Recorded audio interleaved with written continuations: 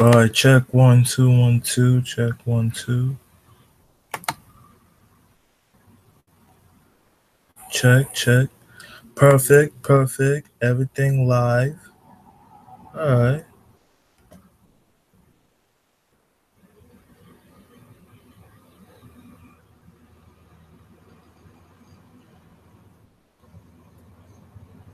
All right. All right. What is up, ladies and gentlemen? Again, sorry for the live delays. So just having trouble doing this on XSplit and all them other stuff. Sorry about that.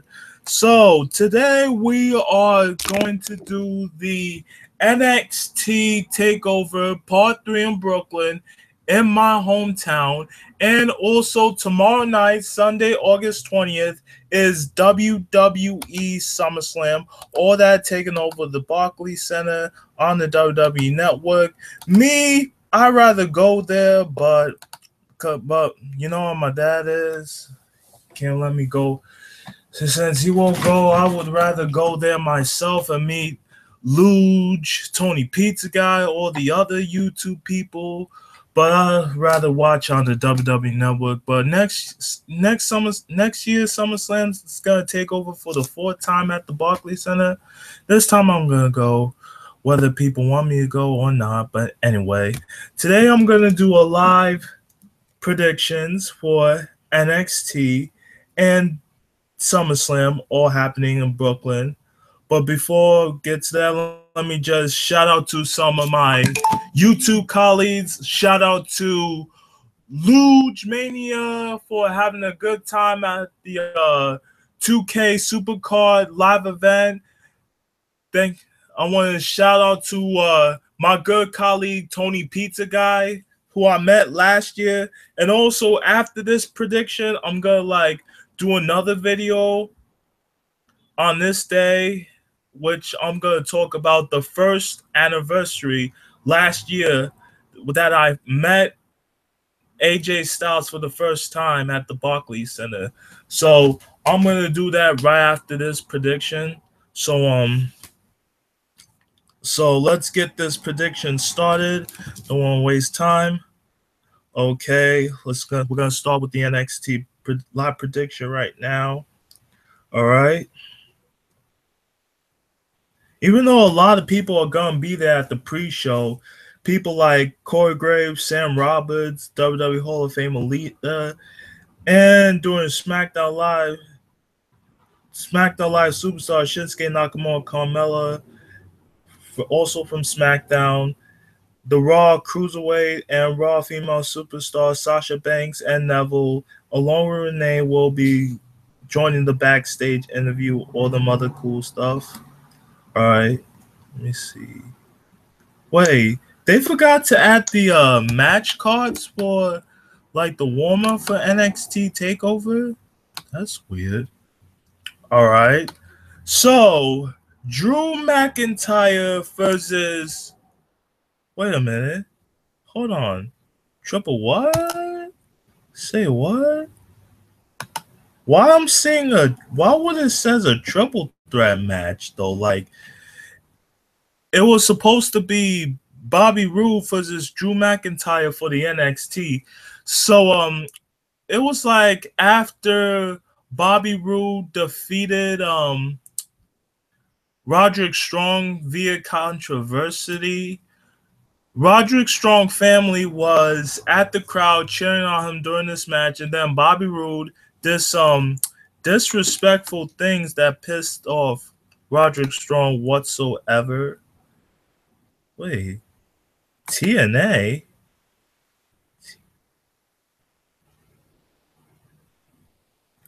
Why I'm seeing TNA in the NXT section? But anyway, so as I was saying, Bobby Roode retained his NXT when he disrespected Roderick Strong. And so, meaning Drew McIntyre defeated Killian to earn that right to face Bobby Roode and became the #1 contender. So the other week, the last 2 weeks on NXT, Roderick Strong confronted Bobby Roode doing a face-to-face with him and Drew McIntyre due to their up-and-coming match. Roderick Strong suggested that he's not done with Roode due to the fact that he disrespected him and his family. So William Regal told him to calm down and back off.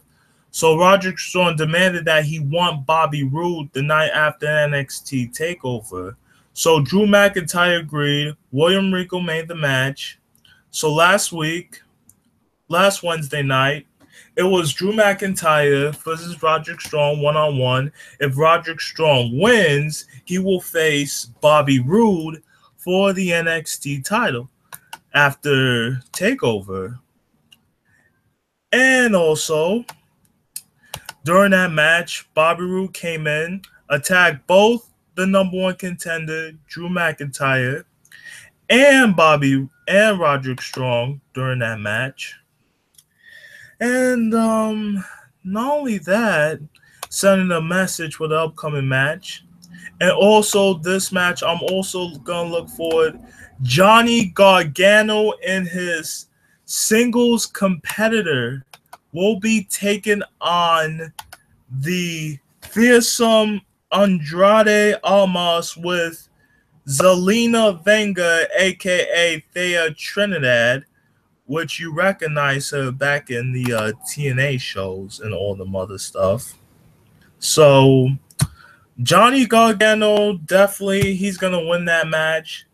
And as for the NXT TakeOver, well, even though I like Bobby Roode and Drew McIntyre since their days in TNA and the Independents, so to me, I'm going to go with Drew McIntyre on this because he has that edge. I mean, he main evented all around the world since leaving the WWE, so my money is going to go with Drew McIntyre. It's going to be with Drew McIntyre to become the NXT at the Barclays Center. It would be perfect. I was there, but I got to stay home and watch it. So then we go to Asuka versus Ember Moon, a rematch from NXT TakeOver Orlando, Florida. That's going to be a tough one. So as much as Asuka has held the NXT Women's title for a very long period, like it was last year since she defeated Bayley to retain her title at the event. So my prediction is going to be Ember Moon because I know deep down she really itching to become champion for the first time in her NXT career. Who knows? So I don't know what could be next if Asuka lose the NXT title. Maybe she'll finally give her a spot on the main roster. Who knows? After SummerSlam, she might appear on Raw, or she could be on SmackDown Live. I don't know. That's something we gotta find out after NXT TakeOver, folks. And then we're gonna move on to the tag team titles. The Authors of Pain, Akam and Razar versus Sanity, which composed of Alexander Wolf and Killian Dane with the returning Eric Young and Nikki Cross all at ringside. So Sanity, I'm gonna pick to win the NXT titles because nobody has been able to take down the Authors of Pain, not the Revival, not DIY, not TM61, or Heavy Machinery to take those tag titles away from them. So Sanity might be the perfect weapon against those guys. Hideo Itami versus Aleister Black. That match I want to see for the first time. It's like a crossover of Ring of Honors versus Evolve and Progress, something like that. So Aleister Black might win this match because we all know how undefeated he becoming against the likes of former Ring of Honor debut and tag team Bobby Fish, Kyle Riley of Red Dragon from Ring of Honor. Well, how did this match happen? Well, I don't know, about 3 months ago, Itami was in a match against Cassius Ono, aka which you independent wrestling fans know as Chris Hero from Evolve and Ring of Honor. So, ever since Hideo Itami lost to Bobby Roode for the NXT title, he started to become frustrated, anger started to build up, and for the first time, he aggressively brutalized Cassius Ono and turned heel. So many people want to know what's the reason of Itami's heel turn. So he went out to the ring. The referee told him to get out for Aleister Black's next match. So what happened? Black came out and confronted Hideo Itami. And before Hideo Itami leave, with Black's back turned, he gave him a little kick out of nowhere. And then after that, once Aleister Black leave, Hideo Itami out of nowhere started to pick a fight with Hideo Itami. So that's the reason why this match is going to build up. So I'm going to go with Aleister on this, aka Tommy N, on this matchup. So now that all five are out of the way, we are now going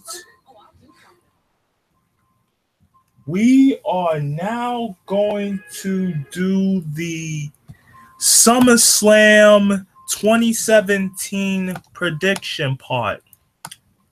I'm just gonna, don't go anywhere, just gonna take a break for a cup of water right now.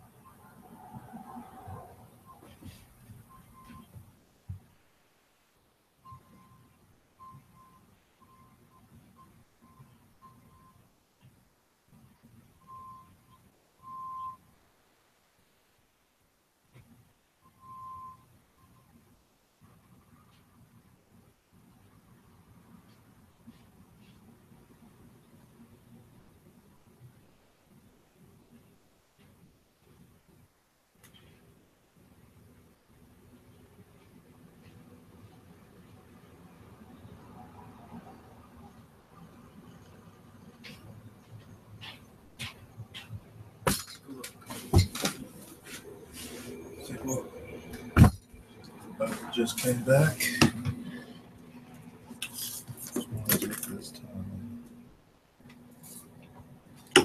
All right. Now, sorry it took too long. Just give me some water. Now we're back to go over this NXT. I already did the NXT. Now we are about to do the SummerSlam. All right. So, and yes, it's both represented by both Raw and SmackDown. So, first I'm gonna do the Raw part. We're gonna get to the main event. All right. On July 19th, let me catch you up to speed real quick, folks. On June 19th episode of Monday Night Raw, Roman Reigns proclaimed himself to be the #1 contender for Brock Lesnar's Universal Championship at SummerSlam. Later that night, Braun Strowman returned and during a match between himself and Samoa Joe. cost both of those guys the match, and challenged Reigns to an Oh my! Oh, this is back in June. So during Samoa Joe and Reigns' match, Braun Strowman returned in an ambulance and cost Reigns the match, lost to Samoa Joe, and then challenged him to an ambulance match at Great Balls of Fire, which I saw, and I also did a live prediction on that. Make sure you go to the previous videos for that. And at the event, Strowman defeated Reigns, but Reigns retaliated by locking Strowman in the ambulance and crashing, severely injuring Strowman in the process. While Brock Lesnar, on the other hand, defeated Samoa Joe to retain the Universal title, hence sent him to Suplex City, boy, and retain that title. So the following night on Raw, the night after Great Balls of Fire, Raw General Manager Kurt Angle congratulated his former WrestleMania 19 opponent Lesnar for his win at Great Balls of Fire. As Angle was about to reveal his plans for Lesnar's championship match at SummerSlam, they were both interrupted by Reigns, who said that he wanted a shot at Lesnar at SummerSlam, but Lesnar responded saying that he does not deserve shit. Excuse my French. So Joe then came out and said that Lesnar did not beat him fair and square, but escaped him at Great Balls of Fire. So Kurt Angle scheduled a match between Reigns and Joe for the following week, where the winner would face Lesnar for the contest. And for the Universal Championship. And during the match, Strowman returned on somewhere about get that out of the way. He returned June.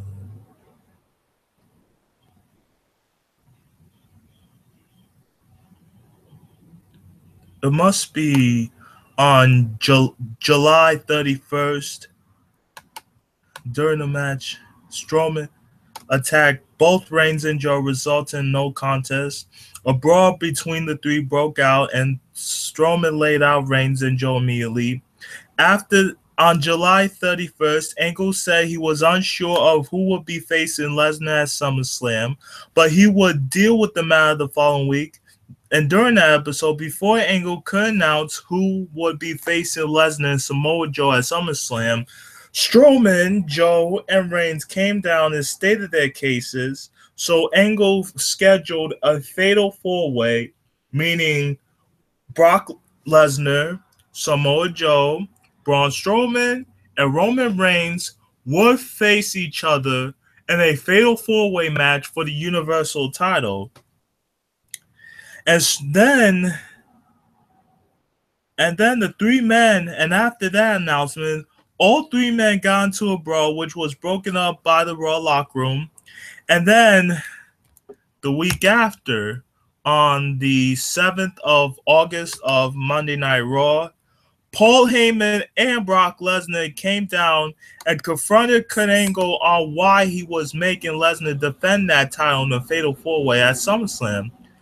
Paul Heyman proclaimed then that if Lesnar were to lose the Universal Championship belt to either Roman Reigns or Samoa Joe or Braun Strowman, then the news, which I don't like, Lesnar is going to leave the WWE again. Like, come on, man. I mean, like, so if you leave, that means we won't see Brock Lesnar in the next future WWE 2K video games, some stuff like that. I mean, like, there wouldn't be no WWE, whether you're on Raw or SmackDown, without the Beast, Brock Lesnar. I mean, WWE, oh, I got a live chat. 13 matches, 6 hours. Yeah, I know. What's up, Nonstop? How you doing? I want you, like, give me your predictions on who is going to win the Fatal 4-Way between Lesnar, Samoa Joe, Reigns, and Strowman. Give me your pick. Because me, I'm even though I like all three men, so it's confusing on which man is going to win. So I'm gonna go with Reigns or Joe. So just send in your comments below. And to all my other viewers, if you're watching this live prediction, to my Twitter, YouTube followers, don't forget to send in your predictions on the who's going to win at SummerSlam, who you got for both Raw and SmackDown. All right, and Nonstop Wrestling says, I think Joe win. And why do you think Joe is going to win at SummerSlam? So tell me that. So tell me that. And in fact, there won't be no WWE without Brock Lesnar. So because there's been a lot of rumors that Brock Lesnar might be returning to the UFC, depending on what's next for Lesnar. And Paul Heyman cannot leave also, so there might be another WWE superstar who are dying to become a Paul Heyman guy. I mean, trust me, it could be AJ Styles, could be Finn Balor, it could be Braun Strowman. Who knows? I want to be a Paul Heyman guy. Depends on if Paul Heyman don't quit the WWE. So later that episode, Reigns defeated Joe and Strowman in that triple threat match. And then the next week on the was it the 7th? Yeah.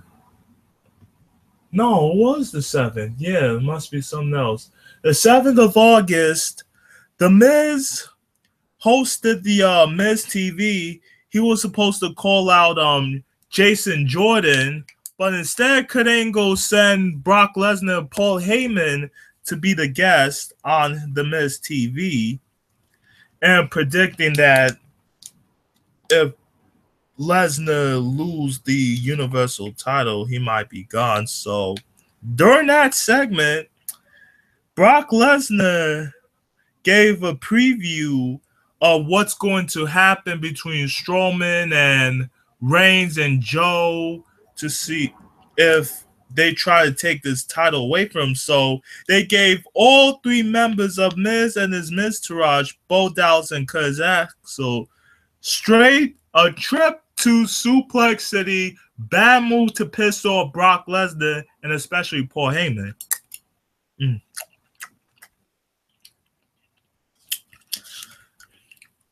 Just getting something because my breath is getting a little tired.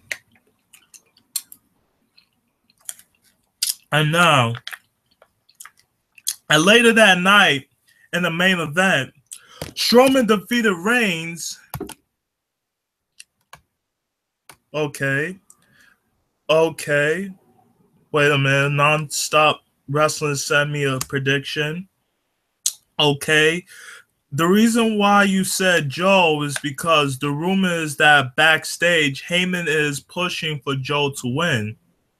Is that true? So if Brock Lesnar leave the WWE and if Samoa Joe does win the Universal title, he might become a Paul Heyman. That's a good prediction. It might happen. Maybe Paul Heyman might turn on Brock Lesnar like he did at Survivor Series 2002 during his match with The Big Show for the WWE Undisputed title. It could happen. Trust me. I don't know if it might happen, but it will. So, as I was saying, during the last man standing main event match, Samoa Joe came out of nowhere and passed out some Roman Reigns in a coquina clutch and helped Braun Strowman win the match. So on the last Raw, August 13th of Monday night, the final Raw before SummerSlam, all four men met each other in the ring where the brawl broke out. And during the confrontation between Lesnar and Strowman, those two monsters were about to go at it, but once again, the security and superstars Nah. But once they met in the Fatal 4-Way, no be security around to stop these monsters. All right. Now we got the main event part out of the way. We're going to get to the Raw Women's Championship. However, it's going to feature Alexa Bliss versus Sasha Banks. However, this match was supposed to be Bayley versus Alexa Bliss, but due to before I spoil it, let me catch you up. Again, at Great Balls of Fire, Sasha Banks defeated Alexa Bliss via countout. Thus, Alexa Bliss retained the Raw Women's title, and then Sasha out of nowhere came in and jumped Alexa Bliss from behind. So the following night on Raw, Banks and Bayley teamed up to face Bliss and Nia Jax, where Bayley pinned Bliss, and she again pinned her the following week in a singles match. Later that episode, Bayley and Banks confronted the Raw GM Kurt Angle about who should be the #1 contender for the Raw Women's title. So Bayley made her case that she pinned Bliss 2 weeks in a row, where Banks claimed that she would be champion if Bliss had not gotten herself internationally counted out at Great Balls of Fire. So Angle decided that the two of the ladies would face each other the following week, where the winner would face Bliss for the title at SummerSlam. And the following week, Bayley defeated Banks to become the #1 contender. And the night after, Bayley defeated Nia Jax by countout next Raw after, which, however, Bliss unsuccessfully attempted to attack Bayley. And then the next night, it was revealed that due to a illegitimate shoulder injury, her right shoulder injury got injured when she got slammed through the ring post during her match with Nia Jax. Bayley was forced to relinquish her #1 contender spot. So there were 2 triple threat matches were scheduled on the following episode of Raw, where the winner would determine the new #1 contender for Alexa Bliss Raw Women's title. So Banks won the first triple threat match by defeating Emma Alicia Fox, and the second one was won by Nia Jax, who defeated both Dana Brooke and Mickie James respectively. So the two of them met on the final Raw, and Banks defeated Jax via submission to become the new #1 contender against Alexa at SummerSlam. So the tables are now set. So to my viewers, here's what I'm predicting is going to happen during the Raw Women's title match. So I don't think Alexa Bliss has no chance, because my money is on my girl Sasha to win. Whether she wins, Alexa lose by count-out or DQ, she will never keep the title. So Alexa is going to win. And as I look down at the live chat, I see Nonstop Wrestling says, I don't think Heyman wants Roman to win. That's it. Well, I want Roman to win, or Joe, but many people say Braun Strowman. They want Lesnar to win. Myself and the rest of the Roman Reigns fans committee want Roman to win. Me, I want Samoa Joe to win, because even though he became a 2-time NXT champion while he was on that brand, so it might be true that Samoa Joe might become a Paul Heyman guy in the future. Who knows? So I'm gonna predict Sasha to win, to beat Alexa Bliss for the Raw Women's title. So Nonstop Wrestling and my other YouTube people, I want you to give me your prediction on who's going to win the Raw Women's title match. And whether it's Alexa Bliss and Sasha Banks, and you tell me why while I go to predict the other brand matches. So now that we got the Raw Women's title out of the way,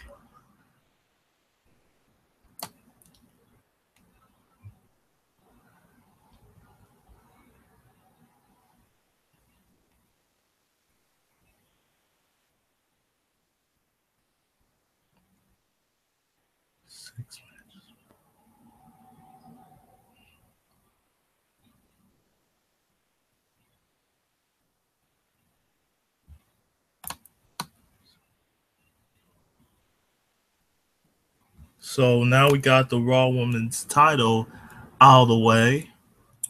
We're gonna head up to the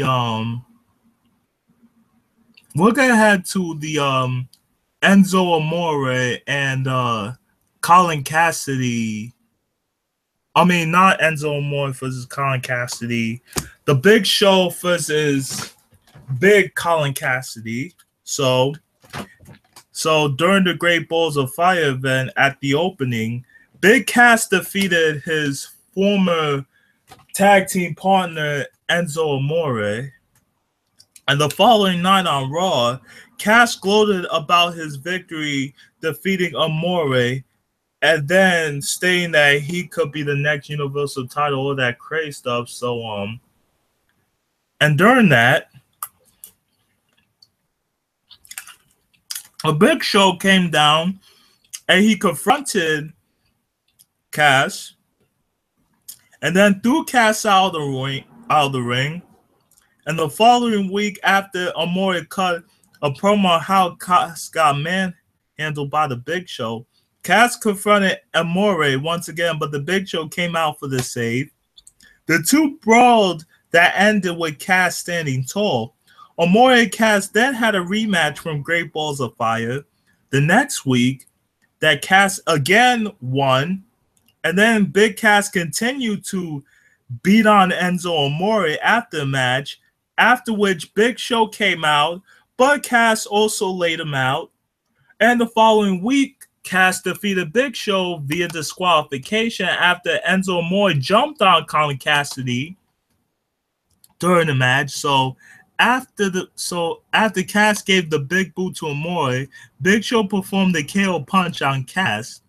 So on August 7th episode of Monday Night Raw, my boys Luke Gallows and Carl Anderson, the Club, the Good Brothers, whatever you want to call them, defeated the team of Enzo Amore and the Big Show until Colin Cassidy came out due to a distraction from Cass.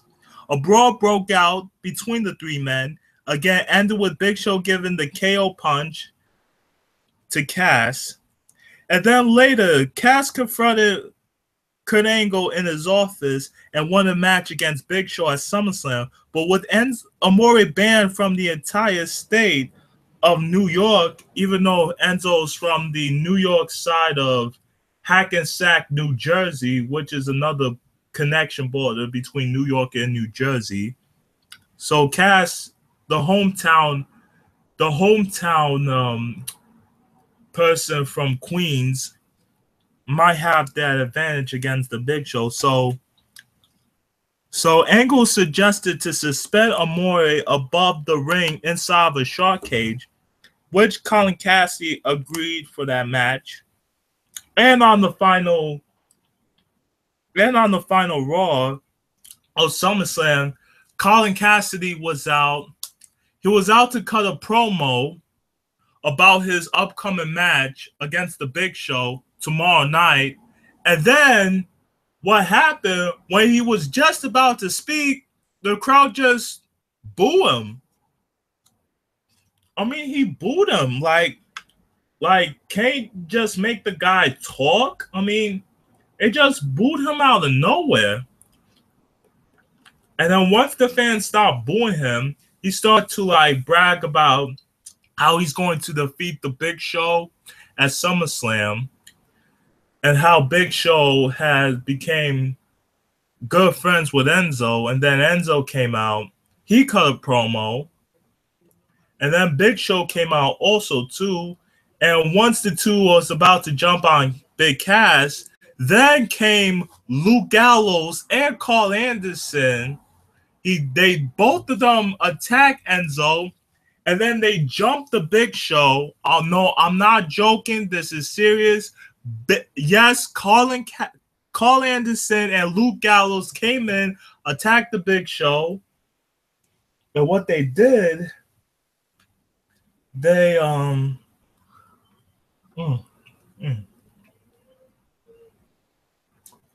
it's so good.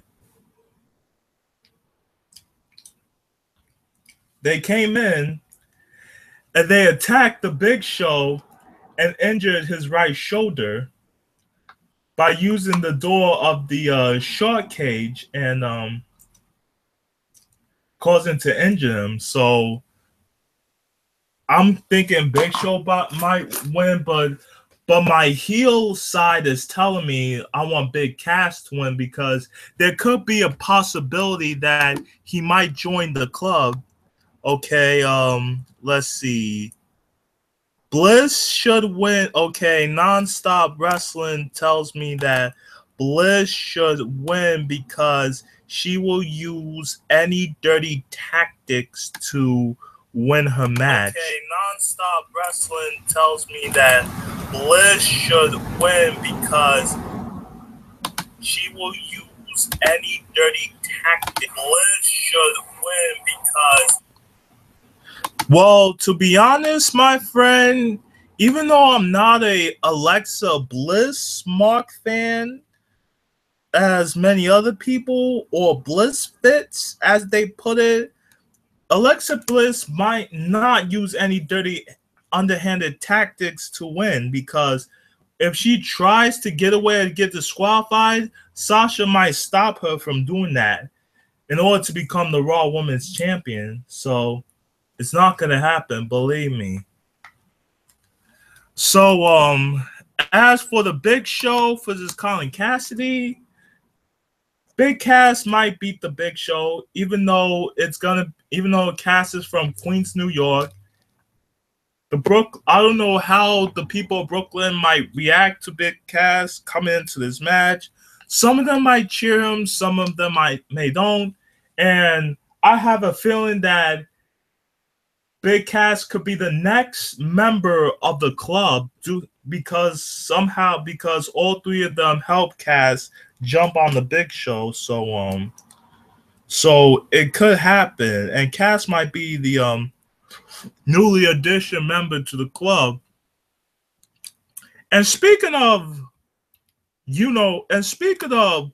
Bullet Club, Battle Club, or clubs, I'm going to take you to the Bray Wyatt versus Finn Balor matches. So before I get to that, I want Nonstop Wrestling to give me a prediction. Oh, Bliss can use a chair. Bliss, the only weapon Bliss uses is a candlestick. Not a chair, though. But, it won't. I won't never seen Alexa Bliss use a chair before. It's not going to happen. So Sasha Banks is going to win, though. Like, if she try to use a weapon, Bliss try to use a weapon, Sasha may stop her from that. All right.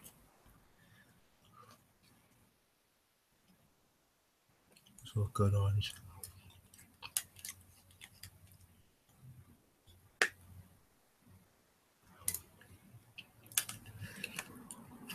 So, anyway, who do you people think will win the Big Show versus Colin Big Cass match with Enzo Amore suspended above in the short case? Because I got Big Cass because I know something tells me that Luke Gallows Big Cass is gonna win with the help of Luke Gallows and Carl Anderson. And next thing you know, Big Cass might become a member of the club because he's 7 foot tall. You can't teach that. And they might use his strength for that advantage.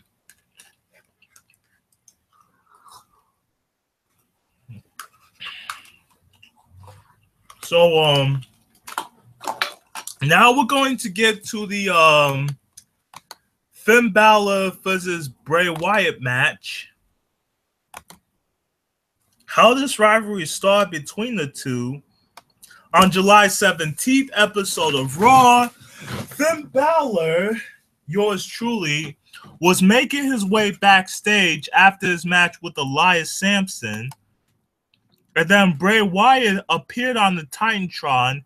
He said that he enjoys Balor's pain and that he was Balor's worst nightmare. So the following week, Wyatt caused Balor his no disqualification match against Elias by giving Balor the Sister Abigail, which Bray Wyatt made a big mistake. So on July 13th,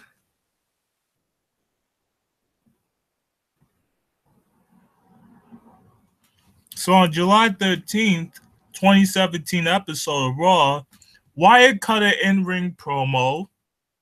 The lights started blinking red and went out. And then when the lights came back on, Balor appeared in the ring and attacked Wyatt. So the following week, Balor cut a promo about Bray Wyatt, talking about if fear comes right at you, you knock it down. Then the lights went out in the arena. Wyatt appeared in the center of the ring. However, he and Finn Balor fought briefly before the lights went out. So Balor went on top of the rope, attacked Bray Wyatt, and then when the lights went out, Bray Wyatt disappeared and then appeared on the Titantron laughing at Balor. Afterwards, it was announced that him and Wyatt's going to be scheduled for SummerSlam. However, the following week, after a backstage confrontation earlier in the night, Raw GM Kurt Angle moved their SummerSlam matchup to that night where Wyatt defeated Bray Wyatt. And then after the match, which I found creepy, Wyatt poured a bucket of blood all over Balor. I find that really scary, Carrie-like. Like, who on earth would pour a bucket of blood on their opponent? Now, that part kind of creeped me out, but it didn't creep me out. I find that weird. So, backstage, Finn Balor, all covered up in blood, talked with Kurt Angle backstage, and then scheduled their SummerSlam match, a rematch between Bray Wyatt and Finn. So, meaning, due to Wyatt antics pissing off Balor, he's going to promise to bring his Demon King persona and face Bray Wyatt. Now, this is something me and Brandon Teague has talked about. So to me and Brandon, shout out to him.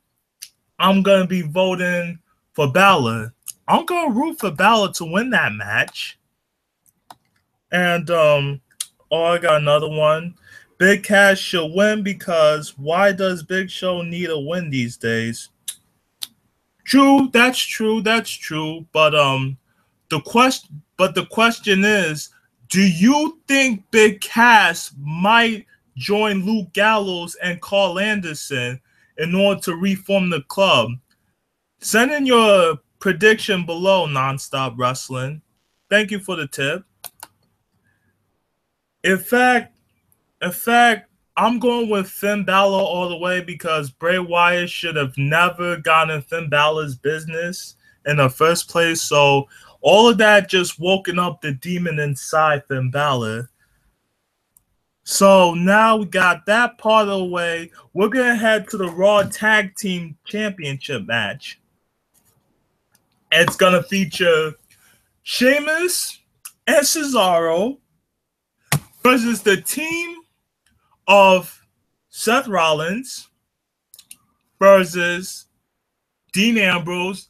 And I know what some of y'all thinking, is the Shield reuniting? Well, not all three members of the Shield, but only 2/3 of the Shield are reuniting. to face Cesaro and Sheamus for the Raw Tag Team titles. And let me take you on a journey.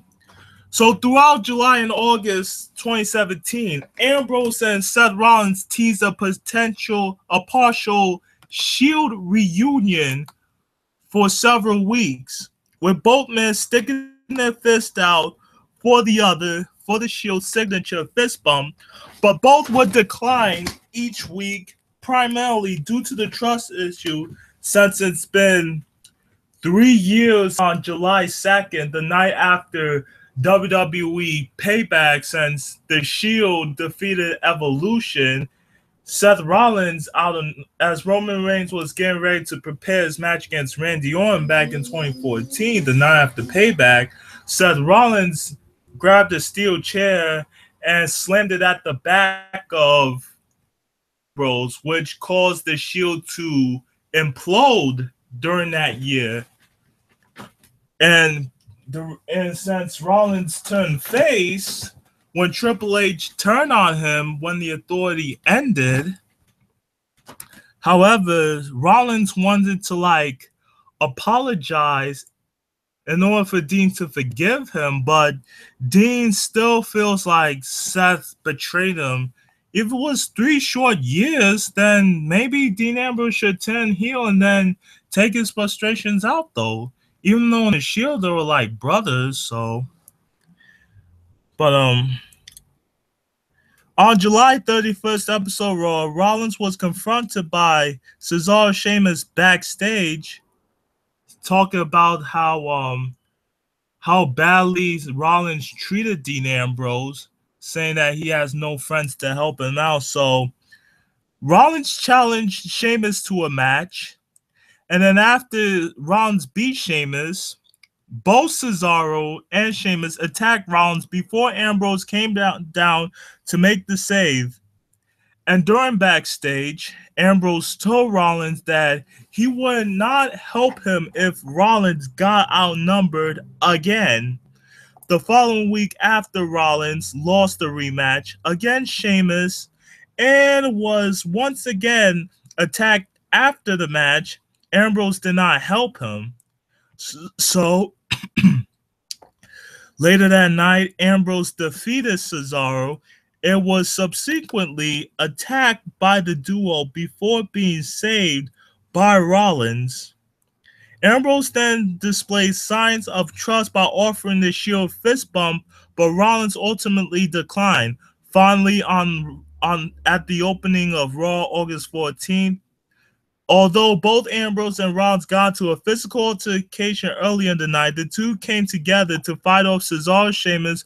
Both reciprocated the fist bump and reunited. So therefore, immediately afterwards, Kurt Angle came out and scheduled a match for the Raw Tag Team Champions, Cesaro Sheamus versus Ambrose and Rollins at SummerSlam.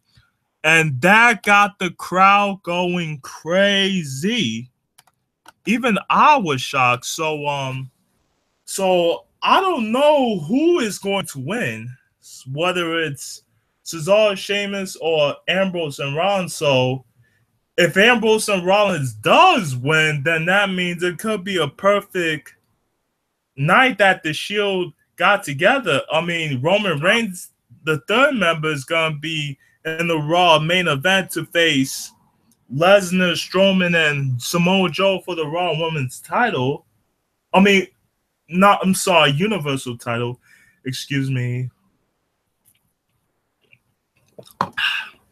Just gotta relax my voice a little because every time I speak, it gets a little tired. So, if Roman Reigns does win the Universal title, perhaps Ambrose and Rollins might come and join him for the celebration and reunite the Shield. I don't know. So, what are your predictions, guys? So, okay, Nonstop Wrestling gave me his prediction of Finn Balor against Bray Wyatt. Balor could win because Demon Balor has lost once. No, Demon Balor always wins. Are you kidding me? Demon Balor became the first Universal title at SummerSlam. Hello, last year in Brooklyn. So now we got that part. Let me get to the 6-man pre-show tag team match. The Hardy Boys, Matt and Jeff, and Jason Jordan versus The Miz and The Miz Taraj, Bo Dallas and Curtis Axel, with Maurice in their corner. On May 29th episode of Raw commentator Corey Graves received the text messages concerning the Raw GM Kurt Angle, and Angle said that the contents of the message could ruin his life. Not only that, but his career as Raw GM in the WWE. So, over the next few weeks, both Angle and Graves received the same text messages concerning this private matter. On July 10th episode of Raw, Graves confronted Angle about what he was going to do. Angle said that he would go public with it the following week and that he might lose his family, his career could be destroyed. Well, not eventually. And he might say goodbye to the WWE Universe again since he came back and got inducted into the WWE Hall of Fame. Graves was confident that Angle would be fine due to the love and the respect for the WWE Universe and everyone in the locker room.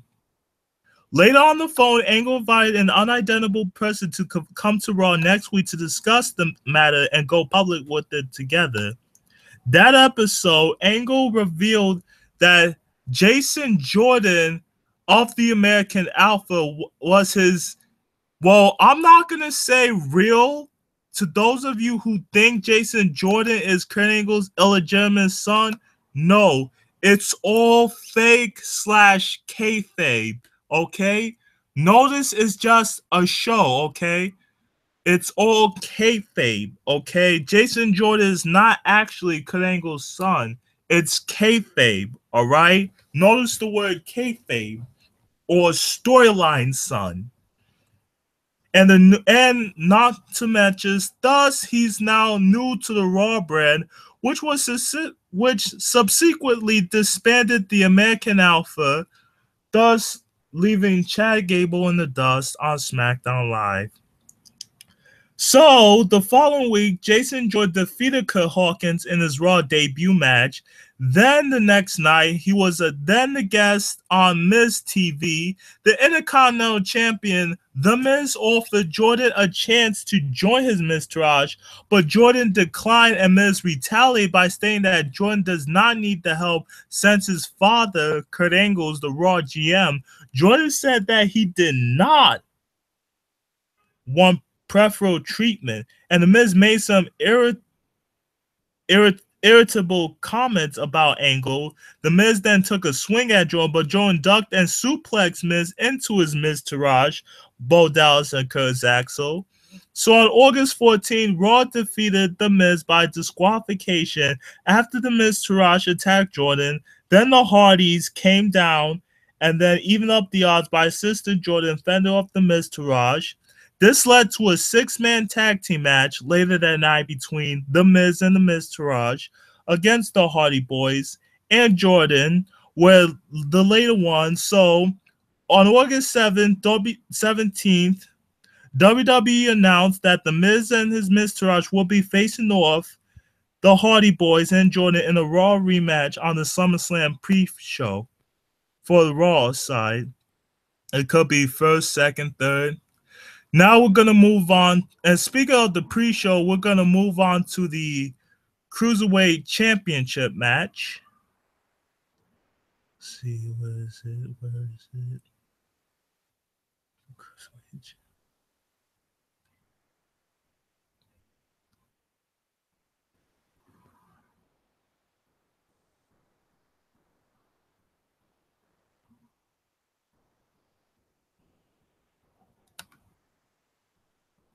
On the Great Balls of Fire pre-show, Neville, on the Great Balls of Fire pre-show, Neville defeated Akira Tozawa to retain the WWE Cruiserweight Championship. On the following episode of Raw, Tozawa teamed with Cedric Alexander and defeated Neville and Noam Dar.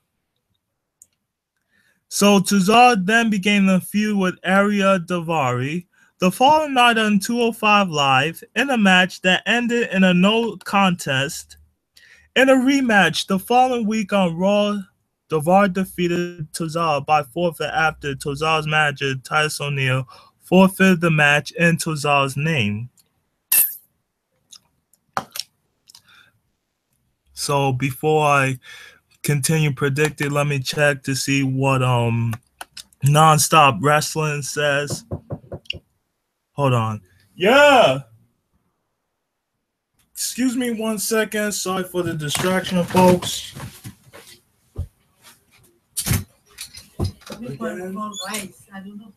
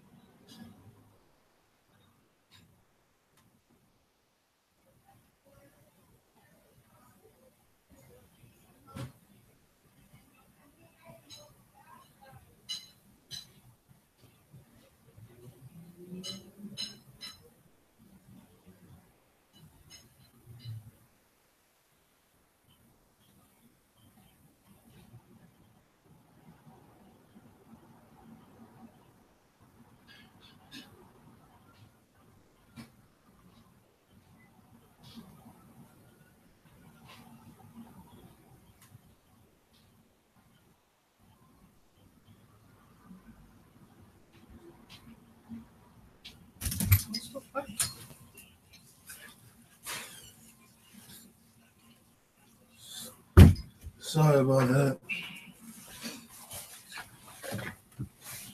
All right. Sorry about that, ladies and gentlemen. I'm distracted by my great aunt. Now, all right. So, okay. How to break kayfabe? Wait, Nonstop Wrestling told me how to break kayfabe. Well, the reason why, okay, Nonstop Wrestling, I'm gonna break it down to you, okay?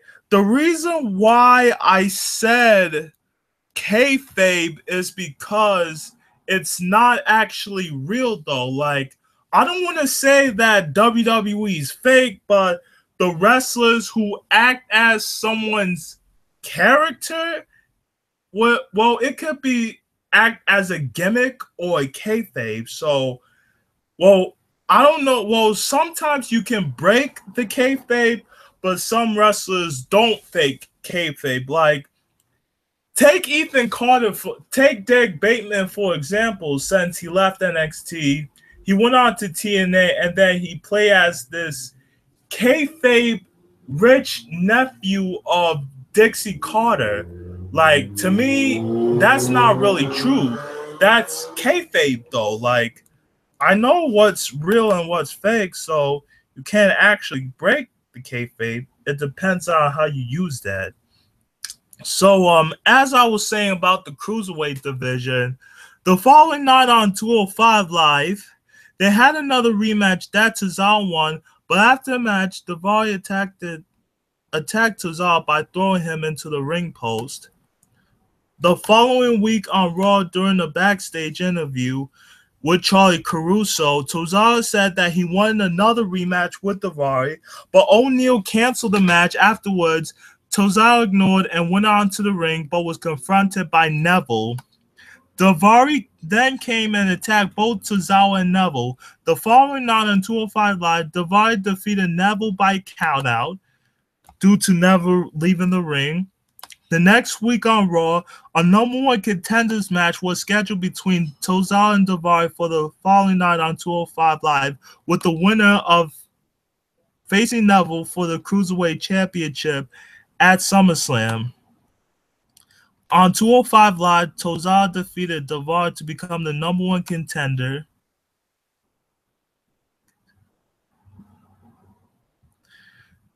As I was saying, Tozawa defeated Daivari to become the number one contender. On the August 14th episode of Raw, Tozawa received his title match early and defeated Neville to become the new Cruiserweight champion. And their originally scheduled SummerSlam match was made a rematch with Neville as the challenger. On August 16, WWE confirmed that WWE, and then during that,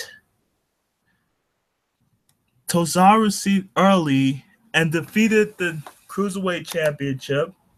So that rematch was going to take place on the SummerSlam pre-show. So that was very exciting.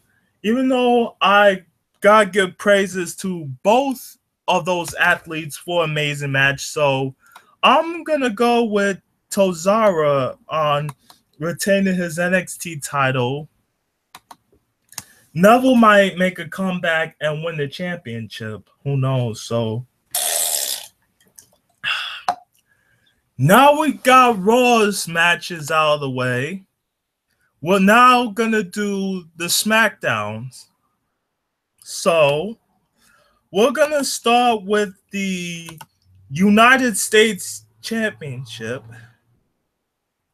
No, actually, I'm gonna start with the SmackDown Women's Title match. So on July 11th episode of SmackDown Commissioner Shane McMahon scheduled a fatal 5-way elimination match for Battleground between Charlotte Flair, Becky Lynch, Natalya, Lana, and Tamina, where the winner will receive a SmackDown Women's title match against Naomi, the current champion, at SummerSlam. So Natalya won the match, and afterwards, SmackDown Women's champion Naomi who was on commentary during the match, offers a congratulation handshake, but Natalya refused, thus disrespecting Naomi in the process. On the following episode, Natalya confronted Naomi backstage, saying that she turned the championship into a toy as Naomi customized it with LED lights due with her Feel her glow persona. So, and Natalya believed that Naomi is the one who disrespected and brought dishonor to the women's title battle, and says that if she wins it, she will restore honor and glory to it. So Natalya claimed that Naomi did not respect the Hart family and said that she would bring honor, like I said, to the championship at SummerSlam.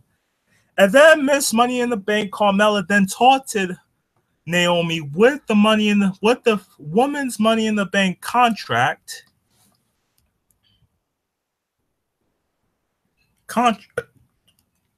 The following week on SmackDown, Naomi and Becky Lynch defeated Natalya and Carmella after Carmella attacked herself and subsequently tapped out to Naomi. So on August 8th episode of SmackDown, Carmella defeated Naomi in the non-title match thanks from the help of her manager, James Ellsworth, who had just returned from his 30-day suspension, courtesy of Daniel Bryan, on the July 4th episode of SmackDown. Later backstage, Natalya warned Carmella and Ellsworth not interfere with her SummerSlam match against Naomi. Carmella told Natalya that she hopes that she win at SummerSlam so she could cash in her Money in the Bank briefcase on her and win the SmackDown Women's Championship match. So the following week, Naomi was on commentary for a match between Natalya and Lynch. After the match, Natalya continued to attack Lynch, and Naomi came for the save, but Naomi retreated. Carmella then came out and wished both Naomi and Natalya luck at SummerSlam. Ellsworth then said that whoever wins would also lose, pointing at Carmella's Money in the Bank briefcase. So I just pray that the SmackDown Women's title match does not turn into a triple threat match like Seth Rollins did at WrestleMania 31st during Roman Reigns vs. Brock Lesnar. So to me, there's no way that that match could happen. So I'm gonna go with Naomi all the way because She got that glow. She got that fire. I know she will do everything in her power to keep that title from Natalya. So tell me, what are your thoughts on the SmackDown Women's title match? Do you think Natalya's going to win? Do you think Naomi's going to win? Or Carmella might run in and cash in and become SmackDown Women's title? Your thoughts. Send in your prediction in the live chat. All right. Now we got the SmackDown Women's title out of the way. We're going to head on to the WWE World title match.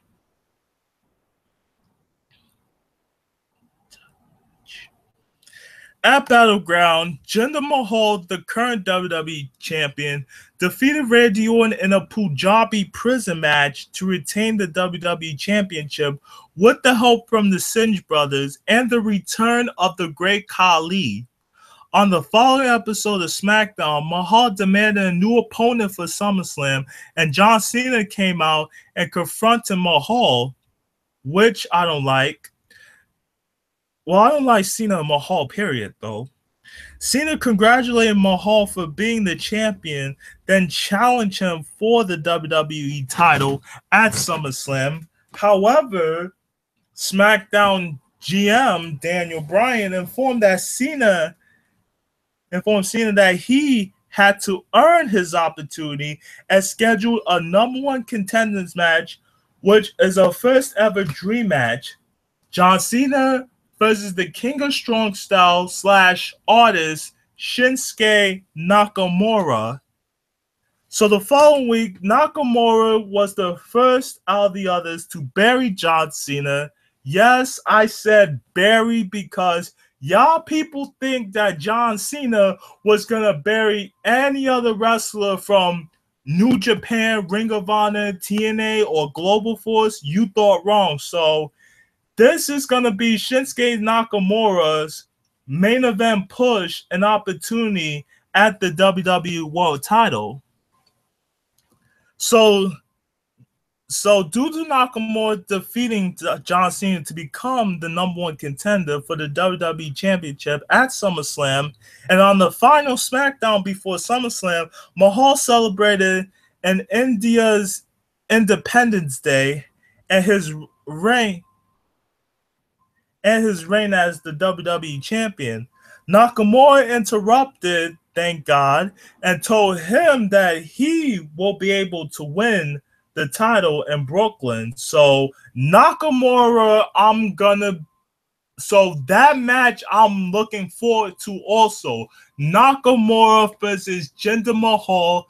Nakamura representing Japan, Mahal representing Punjabi, India. So that match is going to be lit. My money's on Nakamura to win the WWE title match. And speaking of... Okay, Cena had to earn it. Lana didn't earn any of her 3 title shots. I understand because Lana has wasted her opportunity at the SmackDown Live Women's title. But Cena lost his chance to Nakamura. So now Nakamura is the #1 contender, Nonstop Wrestling. So what do you think on Shinsuke Nakamura versus Jinder Mahal's match, though? Because I think that match will probably steal the show at SummerSlam. So, and after Randy Orton moved on from his rivalry against Jinder Mahal, on August 1st episode of SmackDown, the Bulgarian brute Rusev issued a SummerSlam Open challenge to any wrestler due to his loss to John Cena at Battleground in a flag match. He made an open challenge to any wrestler on the SmackDown roster who would face him. So Randy Orton was the one and stepped up to Rusev, and Rusev had never faced and accepted the challenge before hitting Rusev with an RKO. So the following week, Orton defeated Jinder Mahal in a non-title match. Then Rusev attacked Randy Orton from behind before SmackDown went off. So on the final SmackDown before SummerSlam, after Rusev's match against American Alpha's Chad Gable, Rusev got into the mic and addressed Randy Orton, who came out of nowhere, hit an RKO from behind on Rusev. So Randy Orton,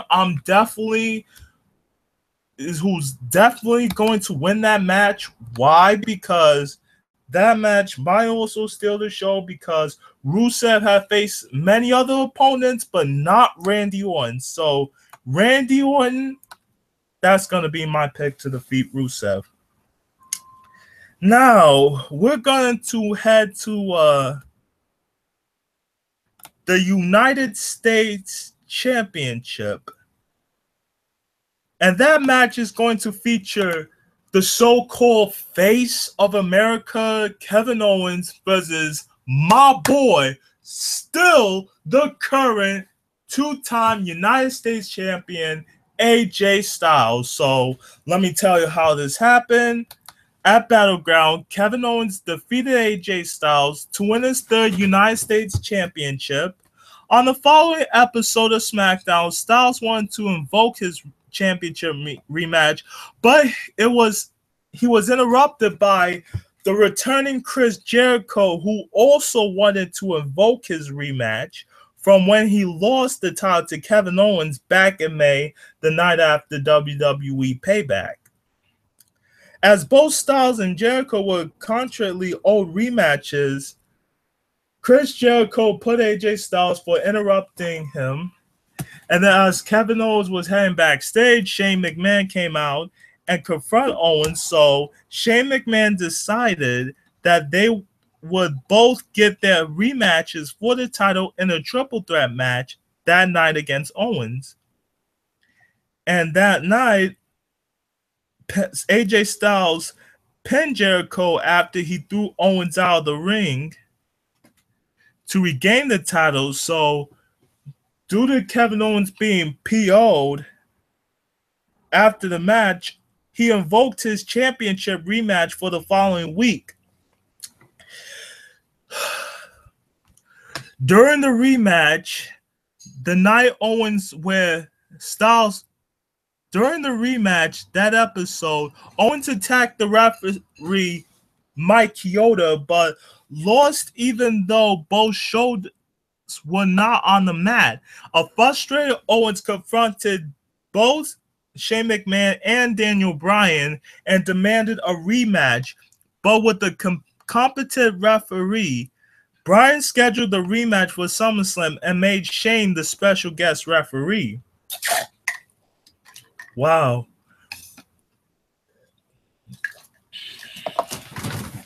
So, the following week on SmackDown, the three-man in the ring where Shane said he would call the match fairly, and then the brawl eventually broke out where Owens and Styles accidentally kicked Shane in the face. The following week, Styles called out Shane to apologize, but Shane said there was no need to. Styles then asked Shane if he was going to use that against him to screw him over at SummerSlam. Shane said no, but that if Styles lays a hand on him during the match, that Shane would retaliate or fight back. Unlike normal referees, Owens came out and said that he liked that idea because that meant that Styles could not get himself intentionally disqualified.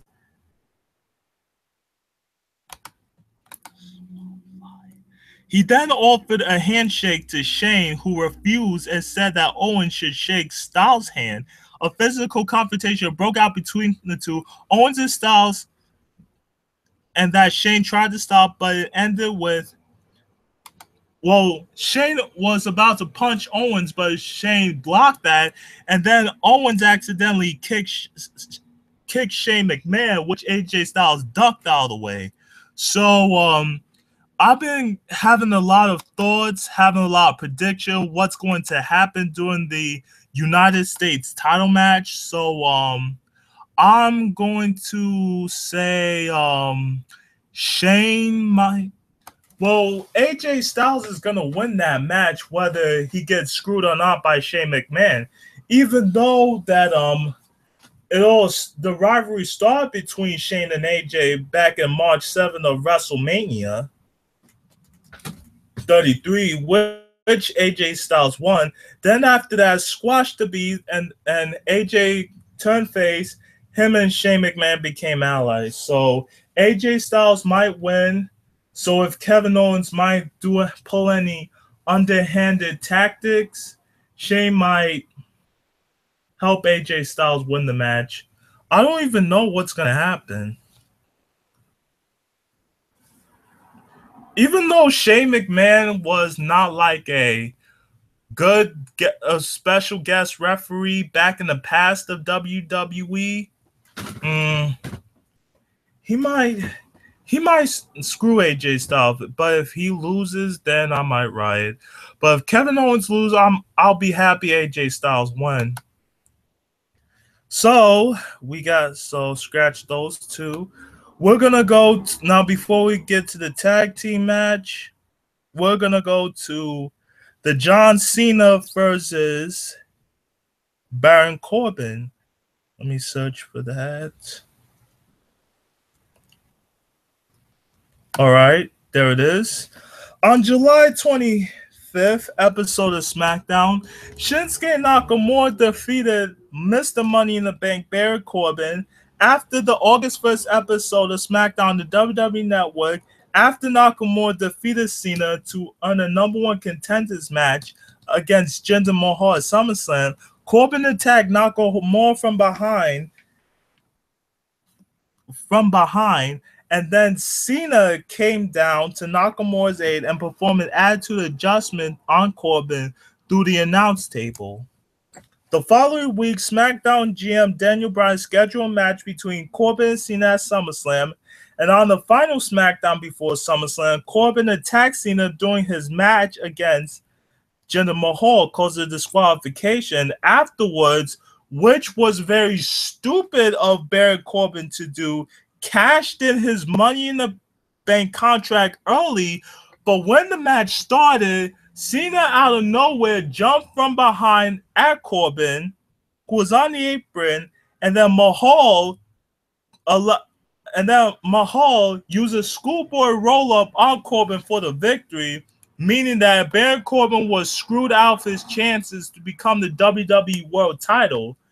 Thus, he got screwed out of his main Money in the Bank opportunity, courtesy of John Superfake Cena. So, for that, Cena must be punished. And who do I want to see get buried? Who I want to see bury Cena just like last year when he lost to AJ Styles? Baron Corbin. Because if I was Baron Corbin, I would not cash in my Money in the Bank briefcase early. I would just waited the night during SummerSlam, during Nakamura versus Jinder Mahal match. So Baron Corbin is going to beat Cena, whether he used Money in the Bank or not. Baron Corbin is going to beat the hell out of Cena. Trust me, because I don't like John Cena. I just want to see John Cena get buried mad bad. By me buried, I mean really, really buried. And now, last but not least, we're going to go to the New Day. At Battleground, the New Day, Kofi Kingston and Xavier Woods and with Big E defeated Jimmy and Jay Usos to win the SmackDown Live Tag Team titles. And then, on the final episode of SmackDown, as the New Day were about to celebrate and make their entrance with their championship win, those guys were attacked by the Usos and gave a super kick to Big E. The following week, the Usos proclaimed that they would reclaim their titles from the New Day, and a rematch was scheduled between the two teams for the SmackDown Tag Team Championship at SummerSlam. The following week, after the Usos defeated Ty Dillinger and Sami Zayn, Big E caused a distraction, allowing Kingston Woods to attack the Usos from behind. And on the final SmackDown before SummerSlam, SmackDown GM Daniel Bryan confirmed that the Usos will be facing Biggie, Woods at SummerSlam, with Kingston in their corner for the tag team titles. The Usos then asked to have a match with Kingston and Woods in a non-title match that night as payback for what happened the previous week. Bryan scheduled the match, and the Usos defeated the New Day by pinning Kingston. So on August 16, WWE confirmed that the match would take place as part of the SummerSlam pre-show. So my prediction of that match, I'm going to go with the Usos to win that match, because New Day should know better not to mess with the Usos, whether it's in a rap battle or in a 2-on-2 match. It won't be another victory streak for the New Day, so trust me, New Day is going to lose the tag team titles to the Usos. Okay, so let me look at the so SummerSlam is going to be a great week, including NXT. I mean, as you already know, I mean, a lot of my YouTube colleagues had fun last night. They interviewed superstars and female talent. Peter Rosenberg was there at the Manhattan Center at the WWE's 2K SummerSlam event. So I'm going to send some shout outs to Luge PS3, or Luge Mania as I would call it. Shout out to Tony Pizza Guy, James Pauls, Chris Denker, Willpower, and here's what I wanted to send out. All right, send out to my Facebook friends, Joe, Denzel, Zach, Brian Perez. Shout out to Samson. And I want to say to those of you having a SummerSlam week, have fun and make sure you come home safe. Don't party too hard. And that is just about it on my live prediction. Thank you so much who joined and tuned in. I gotta go get ready for a haircut. I'm gonna do another video on me meeting AJ Styles. So somewhere about 3 or 4, I'm gonna do another live video. Again, if you like this live prediction, don't forget to leave a like, send in your comments, and don't forget to subscribe to my YouTube channel for more upcoming wrestling updates. And this is just about it. I'm your boy Lennox Coleman. Thank you so much. And don't forget to tune in to NXT Takeover tonight at 8. And I'll see you soon. And SummerSlam. So don't forget to tune into my next video, because I'm going to do a 1-year anniversary of me meeting AJ Styles. So see ya, goodbye, and good day.